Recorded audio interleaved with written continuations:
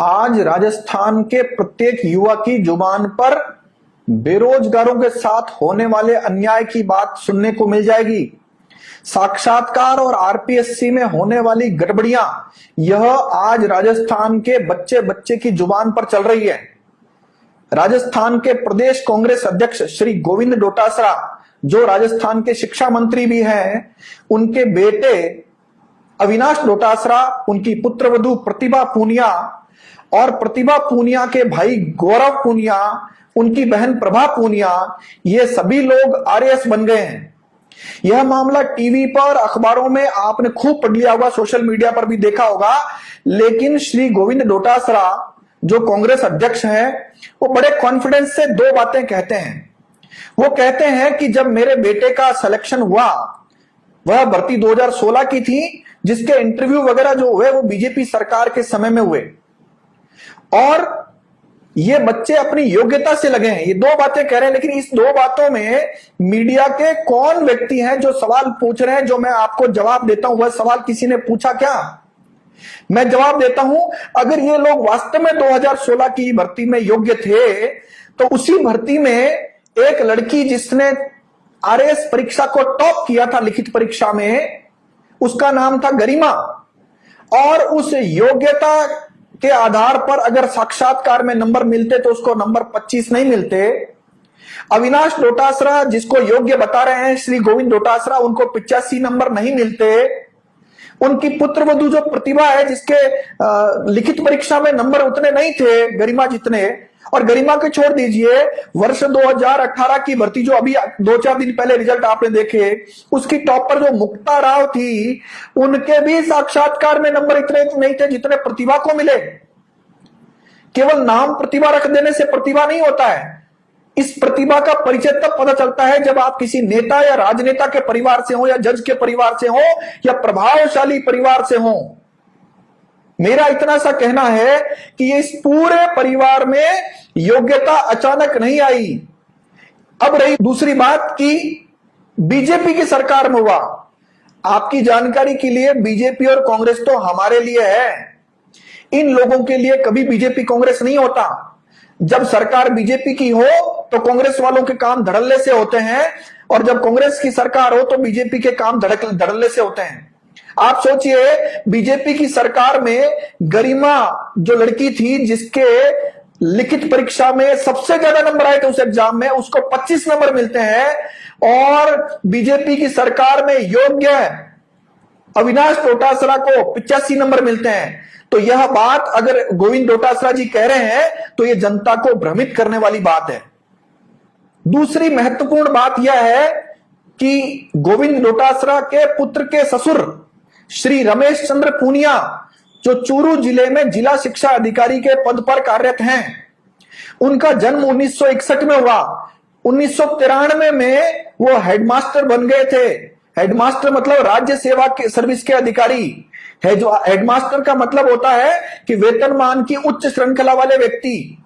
उनकी पुत्री प्रतिभा पूनिया, जो आज अविनाश डोटासरा की पत्नी है, उसके अलावा एक बेटी उनकी प्रभा और एक बेटा उनका गौरव, तीनों को 80-80 नंबर मिलकर तीनों लोग आरएएस परीक्षा में चयन हो गए हैं। इन तीनों का चयन अगर आप मार्कशीट देखेंगे तो उस मार्कशीट में जिस कैटेगरी से इनका चयन हुआ है वह है ओबीसी। और ओबीसी के बारे में मैं पहले बता चुका हूं। ओबीसी दो तरह के होते हैं, क्रीमिलेयर और नॉन क्रीमिलेयर। क्रीमिलेयर जो ओबीसी है वो जनरल की भांति होते हैं, उनको आरक्षण का कोई लाभ नहीं मिल सकता है। इसके बावजूद इन तीनों ने अपने पिता की सहमति से, जबकि पिता को यह पता था कि मेरे बच्चों का ओबीसी प्रमाण पत्र नहीं बन सकता, नॉन क्रीमिलेयर का फर्जी ओबीसी प्रमाण पत्र बनाकर, और आप जानते होंगे ओबीसी प्रमाण पत्र बनाने के लिए बहुत सारी फॉर्मेलिटी देनी पड़ती है, शपथ पत्र देना पड़ता है, यह भी बताना पड़ता है कि मेरे पिता क्या करते हैं, या पिता भी एक शपथ पत्र देता है, दस्तावेज देता है, जिसके आधार पर ओबीसी का प्रमाण पत्र बनता है। ओबीसी प्रमाण पत्र के आधार पर आरपीएससी में जो फर्जी प्रमाण पत्र जमा कराया गया, यह कानून की नजर में संज्ञेय यानी गंभीर अपराध है। इस गंभीर अपराध के लिए कानून में जो प्रावधान है वो मैं निवेदन कर देता हूं। कानून में ओबीसी का फर्जी प्रमाण पत्र बनाकर यदि कोई नौकरी लेता है तो 3 प्रावधान है। पहला प्रावधान, ये जो आपराधिक कार्य हुआ है, ये जो अपराध घटा है, इस अपराध के संबंध में आईपीसी की गंभीर धाराओं के तहत पुलिस थाने में एफआईआर दर्ज होगी। उस एफआईआर पर अनुसंधान के बाद चार्जशीट पेश होकर ट्रायल चलेगा और सजा होने का जो काम है वो शुरू हो जाएगा और सजा होने पर निर्णय होना शुरू हो जाएगा। दूसरा काम इसमें यह है कि जो लोग आरएएस में चयनित हो चुके हैं या आरएएस बन चुके हैं उनको बर्खास्त किया जाएगा।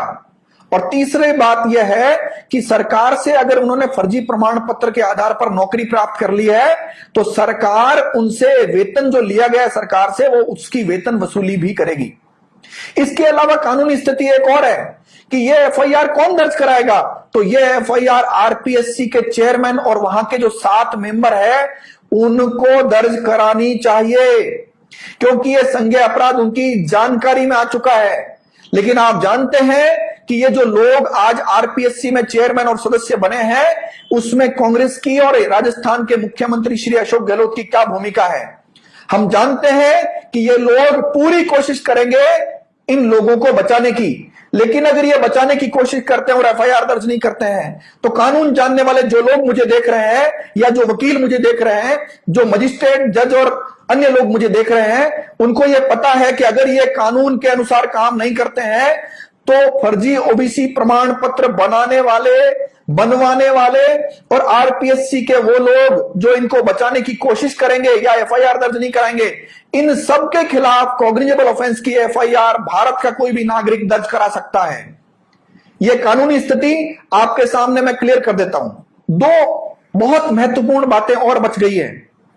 अविनाश डोटासरा जिनको आरएस प्री में जो कट ऑफ बनी थी उससे ये बाहर हो गए थे। हाई कोर्ट के इंटरिम ऑर्डर से इनको मेन परीक्षा में शामिल किया गया था और मेन परीक्षा में शामिल करने के बाद ये जब आरएएस बने तो हाई कोर्ट ने वह निर्णय इनके खिलाफ दिया और यह तय करके कहा कि आरक्षण का लाभ प्री मेन में नहीं मिल सकता। आरक्षण का लाभ फाइनल मेरिट जब बनेगी उसमें यदि आपके नंबर जनरल से ज्यादा होते हैं तो कुछ विशिष्ट परिस्थितियों में ही आपको जनरल सेक्शन में जाना होगा। लेकिन अविनाश डोटासरा के मामले में जब हाई कोर्ट का डीबी का निर्णय खिलाफ आया, सुप्रीम कोर्ट ने भी इस विषय पर क्लियर कर दिया कि आरक्षण का लाभ अंतिम मेरिट के आधार पर तय किया जाएगा। तो हम जब कोरोना चिल्ला रहे थे, राजस्थान की जनता, देश की जनता मारी जा रही थी, उसी दौरान चुपके से रिक्रूटमेंट रूल्स में गोविंद डोटासरा जी ने और श्री अशोक गहलोत ने रूल्स में संशोधन करते हुए बैक डेट से, ये पहली बार सुन रहे होंगे आप, रेट्रोस्पेक्टिव प्रभाव डालते हुए उन्होंने लिखा है कि ये जो रूल्स में हम संशोधन करते हैं, जिसकी जानकारी राजस्थान के शायद किसी नागरिक को नहीं होगी, उन रूल्स में संशोधन करते हुए कहा कि पिछली 2-3 भर्तियां उन पर भी ये संशोधित रूल्स लागू होंगे। ये सारे जो रूल्स संशोधन कोरोना काल में किए गए हैं, मुख्यमंत्री अशोक गहलोत ने जो काम किया है वह अविनाश डोटासरा की नौकरी बचाने के लिए किया गया है। हालांकि ये रेट्रोस्पेक्टिव रूल्स काम नहीं आते हैं, ये कोई प्रभाव नहीं रखते हैं कानून में। हाई कोर्ट का फैसला, डीबी का फैसला, सुप्रीम कोर्ट का फैसला और कानून में, संविधान में इस विषय पर जो कानूनी स्थिति है उसके अनुसार अविनाश डोटासरा की नौकरी भी फर्जी है। यानी ये जो 4 लोग जो गोविंद डोटासरा जी से जुड़े हुए लोग हैं, उनको जो आरएएस की नौकरी मिली है उसकी लीगल पोजीशन मैंने आपके सामने रखी है। आप जानते हैं इस विषय पर जितनी मुखरता से हमारी टीम ने और कुछ जागरूक नागरिकों ने हमारा सहयोग किया है, वह सारे लोग इस सरकार की थ्रेट को झेल रहे हैं। लेकिन शायद ये भली भांति जानते हैं कि हमको इस बात की परवाह नहीं है। आदरणीय अशोक गहलोत साहब को पूरा राजस्थान नहीं, पूरा देश जानता है कि वह झूठे मुकदमे कराने के मास्टर व्यक्ति हैं। लेकिन इन थ्रेट से हमको फर्क नहीं पड़ता, क्योंकि अशोक गहलोत साहब ऐसी कोशिशें पहले बहुत कर चुके हैं। और राजस्थान लोक सेवा आयोग के चेयरमैन भूपेंद्र यादव, जिनके खिलाफ राज्यपाल को बहुत विशिष्ट शिकायत की गई थी कि इनके प्लॉट संख्या इतना, खसरा संख्या इतना, इन्होंने डीजीपी रहते हुए बनाया है, अशोक गहलोत साहब ने उस पर जांच नहीं होने दी। और सुनिए, उन्होंने खुद ने यह मांग करनी चाहिए थी कि मेरे खिलाफ जो शिकायत प्राप्त हुई है उस पर जांच कराइए, लेकिन श्री भूपेंद्र यादव ने चित्रकूट पुलिस थाने में शिकायतकर्ता के खिलाफ एफआईआर दर्ज कराई। आप बताइए, कोई ईमानदार व्यक्ति को जांच कराने से क्या आपत्ति हो सकती है? लेकिन अशोक गहलोत साहब को और आरपीएससी चेयरमैन श्री भूपेंद्र यादव साहब को, दोनों को जांच कराने से आपत्ति थी। लेकिन आज राजस्थान का हर युवा यह मांग करता है इस पूरे मामले की बड़े स्तर पर हाईकोर्ट जज जो करंट में है या सुप्रीम कोर्ट जज करंट में है, उनसे न्यायिक जांच कराई जाए ताकि दूध का दूध पानी का पानी हो सके।